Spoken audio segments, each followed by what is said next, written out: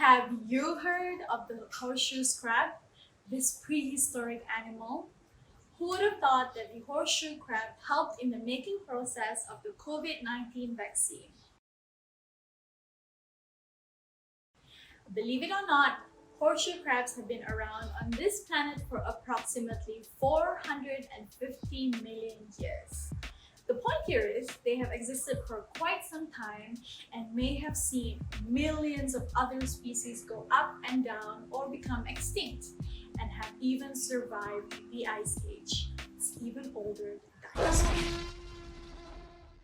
They're so great and they could have lasted for so long and they didn't change a single thing about their shape in the last 450 million years. I think that's pretty amazing. For more than 20 years, horseshoe crabs have been a crucial resource for making human medicine safe. And now, the burden is on them to save many lives due to the COVID-19 pandemic. The bright blue blood from these horseshoe crabs is the only natural source of Limulus Amebocyte Lysate. Now, you may ask, what is Limulus Amebocyte Lysate? It's quite a mouthful. But amebocyte lysate is a substance to detect contaminants known as endotoxins, or can also be said as a type of bacterial toxin. So the point here is amebocyte lysate works to prevent endotoxins from entering the vaccine. This is because if only a small amount of endotoxins have successfully entered either vaccines, injections, or other sterile drugs such as artificial knee and hip, it can lead to fatality. Their blue blood comes from the metal copper in their oxygen transporting proteins called hemocyanin. Now, to be clear, COVID-19 vaccines are not made from the horseshoe crabs.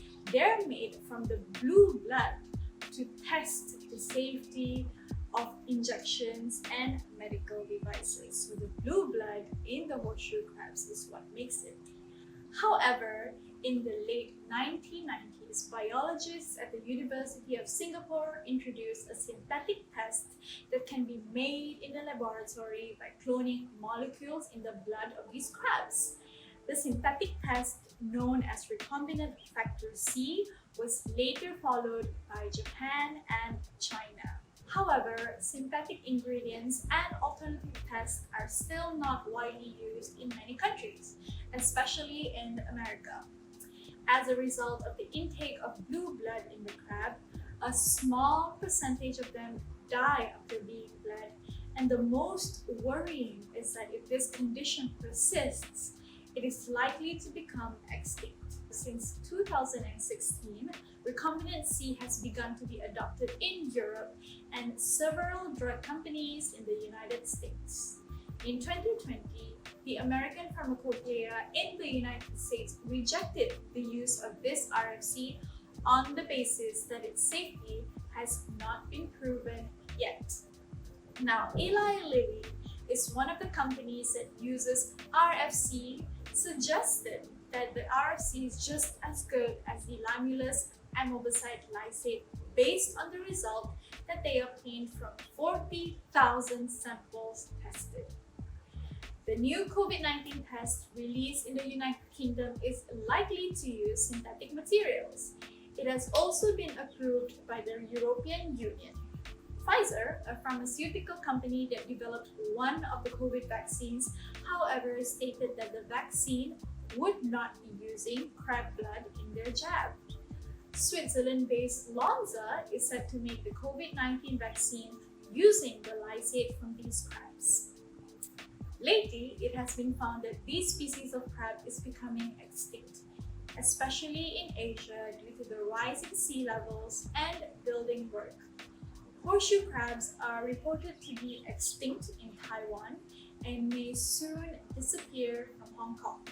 In contrast, the species of horseshoe crabs found in America are closely monitored, and this prevents them from becoming extinct.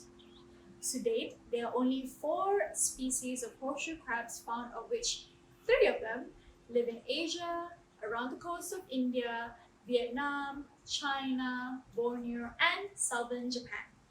Meanwhile, the fourth species can be found on the east coast of North America, known as the American horseshoe crab, or its scientific name, Limulus polyphemus.